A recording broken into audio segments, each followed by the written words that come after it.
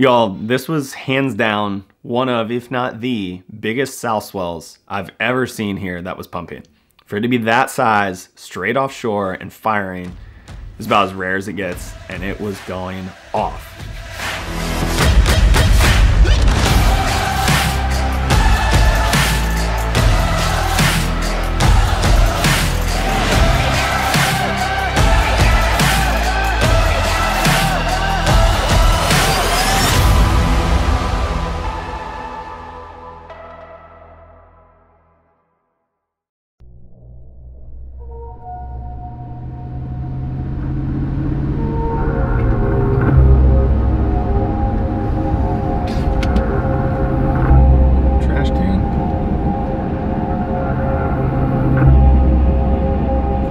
It is literally covered in sand.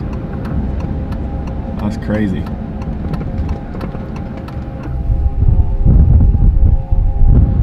It's bombing, y'all. But it's almost too bombing. It is not handling the size here. So we got some searching to do. It is still dark, so we got hold it. The tide is coming.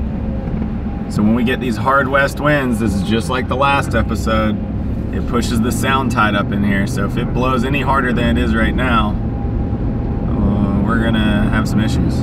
Looks like it's almost connected, or did connect. It almost looks like it's gone down a little. It was blowing a little harder when I woke. Wow, there's quite a bit here. Yep. I'm gonna go real slow so as not to jack your car up with salt. Commute to the waves is a little slower when it's like this.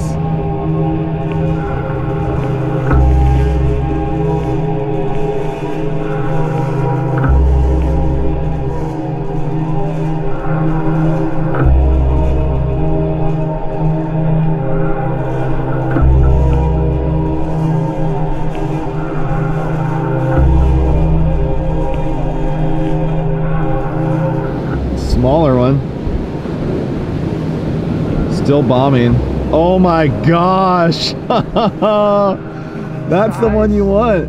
That thing was still like 8 feet. Oh, look at the next one. Oh my gosh.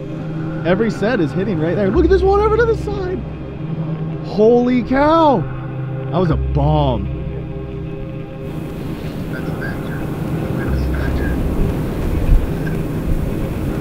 Dude, there's like next level spitters coming in. This is so exciting. All right, I'll see you here. Oh my gosh.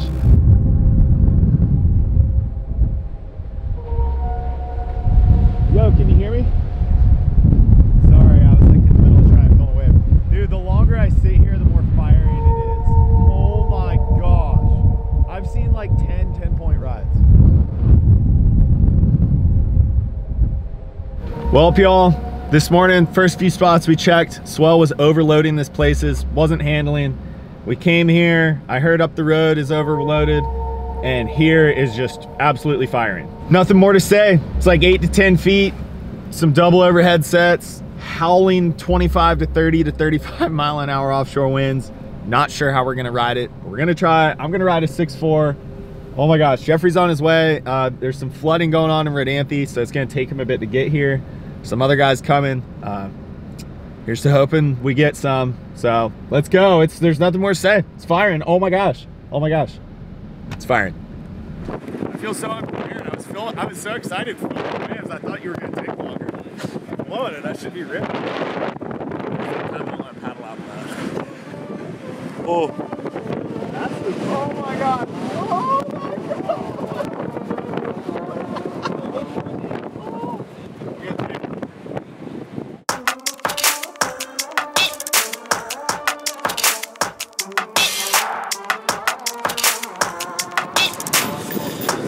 Scared. Yeah. Dude, well, we're here watching.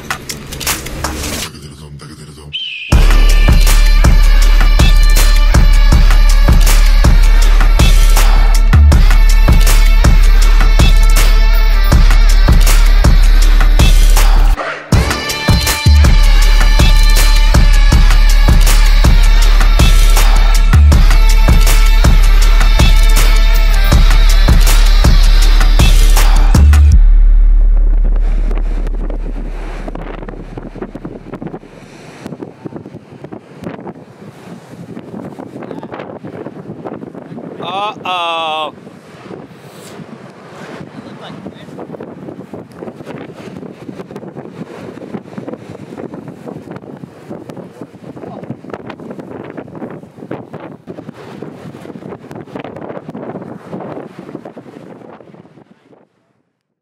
Well, it has been one long day with a lot of current, a lot of paddling, and not a lot of rhythm waves, but we have gotten a few. Oh my gosh, someone's on an insane one. Come out. Oh. Today has been very challenging. I thought today was gonna be perfect. As you saw at dawn, it basically was, but it was huge. It's hard to explain because those waves were super far out, but it was every bit of 10 to 12 feet, like solid, tons of 10 to 12 foot waves. There may have been a couple rogue bigger ones. This photo Daniel Pullen just showed me from this morning does pretty good at showing the size. I never got a bomb. Here's Jeffrey O'Neill. You want some more garbage? Yeah. Thanks. And we call him garbage because he likes to eat garbage. Oh, hey everyone. You almost got lucky. I left my battery. I didn't charge my batteries last night, and one of them was dead, and the other one didn't have much. So we're resorting to the phone. You almost snuck this one by me. I almost didn't see it. I know. But Earl, no way. Did you see that wave that just came in? that thing was sick. Dude, I'm so dead. This is what's going on. Snacks in the truck. I just got so throttled, dude. Really? Dude, I did 4 paddle outs. I caught 1 wave. It was a good one. So I'm stoked, but man, there was like 3 paddle outs where I just came in on like a chest high wave to come in and paddle back around. I'm just going to do one more session, one more paddle out. I think that the tide's gonna get high enough here in a bit and it's gonna be getting smaller. They'll kind of get weird before dark. That's my guess. Spit! Oh my gosh, look at the next, on the end.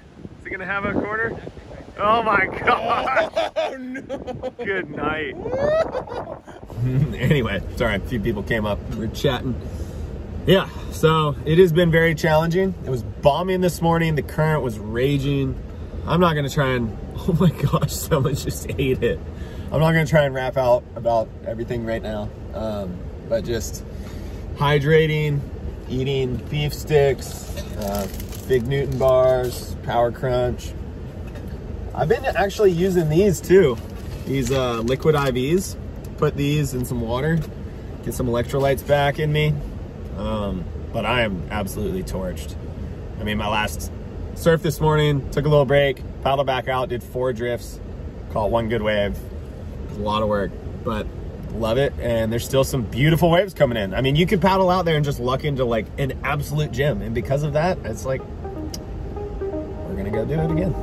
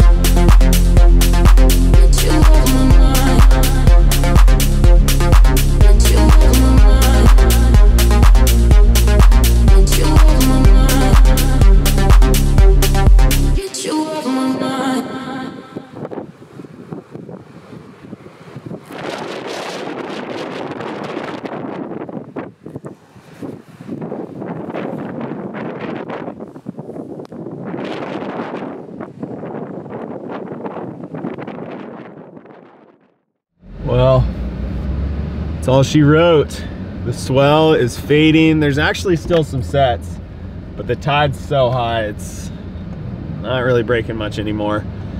Last couple paddle outs, got a few waves, but I didn't really get what I was looking for. And then Jeffrey's batteries died, which is actually the first time we've ever had all his batteries die in a day. I think because we've been here since dawn and it's so cold. So we called it early. I was actually gonna do one more paddle out. He told me they were dead. I was like, okay. And then I've been standing on the beach talking to some guys and I haven't really seen any waves. So he actually, the dead batteries saved me because I am toast. So done. What a day. Can't wait to fill you guys in on the adventures that ensued that you've already seen, but rap about it and chat it up because that was pretty special to see. Even though no one got a bomb, it's rad to know that this place can do that and get to give it a go. So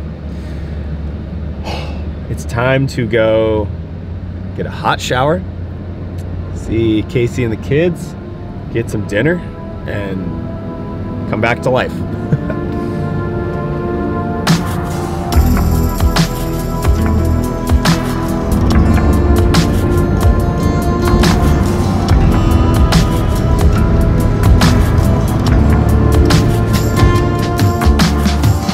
Well, y'all, that was crazy.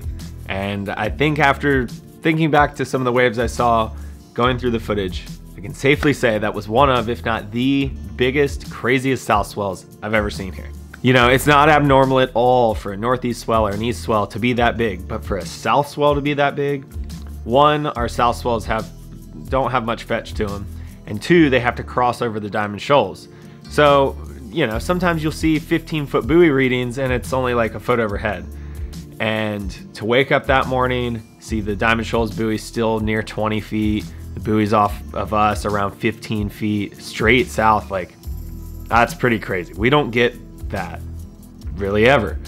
And, you know, it might be that big when the storm's peaking, but not by the time it goes offshore and we're hunting waves. And so that was just so cool to see. It was nearly untamable with the amount of current that was going on, which makes it like frustrating because you see some of the craziest waves, but catching one's just luck of the draw. I got denied on my first paddle out, as you saw, and when Dunphy and Dana first got out, when the tide was higher and it was actually bigger, we paddled after my first wave. I paddled back to the peak and we were like, oh, we're gonna be able to get waves. And then every paddle out after that, the current got worse and worse and worse. And it just became luck of the draw. Like if you were paddling and fighting the current and still going backwards, and if a set came to you, you get it. But I don't, you know, I think BARRIS actually caught the biggest wave of the day. I think he was the only person that got near like one of the sets, but still that wasn't even a bomb set in comparison to like other waves that we'd seen. There was one set right when I first got out in the morning. I was going over it, I was looking down the wall, I was way too deep and too inside, and I'm looking down it, watching it suck up off the bottom. There's 30 to 35 mile an hour winds hit it, and I was just like, is that even surfable? I mean, it was like pushing a 15-foot face.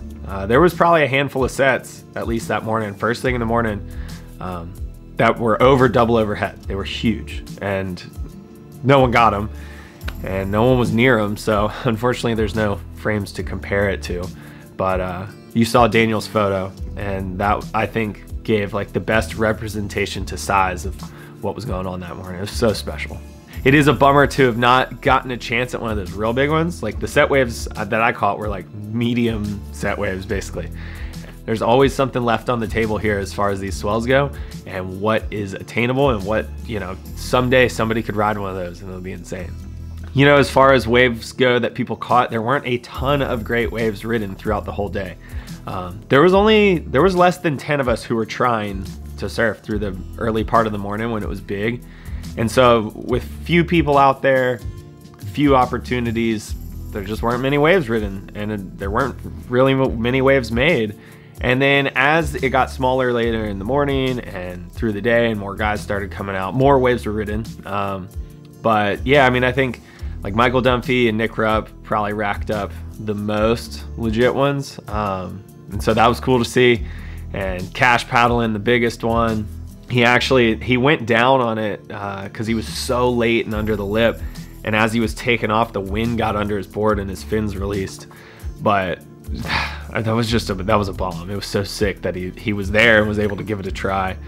Man, there were some beautiful waves. A lot of empties, which I'm gonna leave you guys with a little highlight reel of empties here at the end, because there were just so many sick waves that didn't fit into the edits.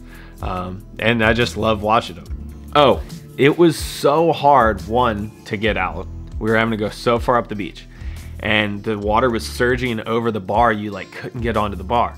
Then you get out and get sucked down the beach, and then the area where we were trying to come in, for whatever reason, the current by the shore was pushing out.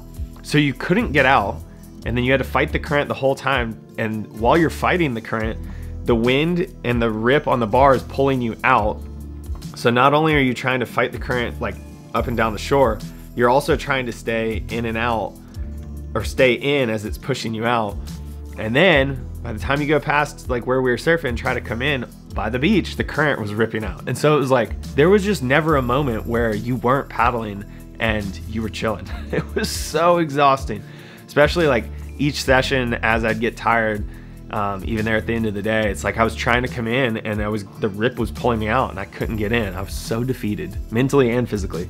It was as challenging as it gets, honestly, especially first thing in the morning when it was big, because there was just so much water moving, even on a 6'4". And it's, you know, as I said there in the beginning, like I was scared. Like I'm scared. Yeah. Dude, well, we're here watching. Like, was Dana changing? He said he was going. Yeah. Holy cow. He said he was on his way. It's scary just going out into all of that. There's no channel. You know, you get ripped down the beach. There's a lot of, you know, just concern and nervousness in putting yourself out in that situation. But to get a chance at those waves it's so special too. And also, I didn't really talk about my first wave. My very first wave of the day. We get out, this wave comes, I'm a little too far inside, but I thought it was gonna double up, and so I whip and I start paddling, and I realize I'm in a bad spot, so I paddle harder. And when I take off, Jeffrey didn't get the takeoff because like in that morning light and that wind, it's so hard for him to see us out there. And luckily he was just filming this wave and you see me pull up under it. But before that, I was like so upside down in the lip. Tail went down first, hits, catch, and then I pull up into it like full airdrop. I couldn't believe I didn't fall. I thought I was gonna fall. And when I pulled in, I just didn't have enough speed. Like had I chipped into the wave, I think I would have made it. But I was so late, I didn't have enough speed. And the foam ball, I held on, the foam ball hit me. I went flying forward and got wrecked. And Dumphy was freaking out because he was looking into it and he said the drop just looked all crazy. And so that was cool, even though I didn't make it. And they managed to get two. I got that spitter. That spitter, it was basically like two spits. Like I felt all the spit coming past me. And it wasn't a big wave, but it was just hollow, and I was able to let go inside the barrel and stand there. And I felt all the spit coming past me, and then there was like this secondary bit that like hit me in the face. It was so sick. And then the one I got in the afternoon that was good, it wasn't as hollow, and I took off and I had a killer angle to it, and I'd had like 3 drifts where I hadn't caught a wave. And I finally get this one, and I pull in, and I'm kind of deep, and I do like 2 pumps in it, and then I hit the foam ball. And like as I hit the foam ball, my board catches air and my tail starts dropping down and my nose is pointing up. I'm like flying through the air like this. And I just hold on and my tail hits, my fins engage, my board lands, and I just get locked in between the lip and the foam ball, like perfectly pushing me out. And I could not believe I made it. It's funny because in the clip, it just looks like, oh yeah, he came out. But so much happened inside of that barrel that was just mind-boggling that I was like, could not believe it. So that was cool. But yeah, I mean that's basically the gist of it. It's crazy as the south swell gets around here. Again, a due south swell, not an east or north, you know, no other angles. To see running rights of that 10 to 12 foot face size with some bigger sets early in the morning and see it hold size throughout the day until the tide got high in the evening, like that was just crazy. And I like that it's a challenge. I like that it's hard. It would be cool if it was easier, or if you could legally beach launch jet skis here, because then you could, you know, get right out. Like if I could launch my Sea-Doo and we could just putt against the current and paddle into waves, oh my gosh, we'd absolutely rack up, but it's not legal here. So, you know, we're left to do it on our own. And I love that it's hard. And I love that because then every wave you do get is that much more special. It just means more. It means more than if it did it all the time and you racked them up. So I don't know. It's special. Stoked to take you guys along for the ride and hope you guys enjoyed that. I'm gonna let you guys go from here. Thanks for tuning in. If you haven't been, be sure to hit subscribe so you don't miss out on these weekly episodes because we have got a lot more Swell coming. So I think it's gonna be a good winter. I'll see y'all next time.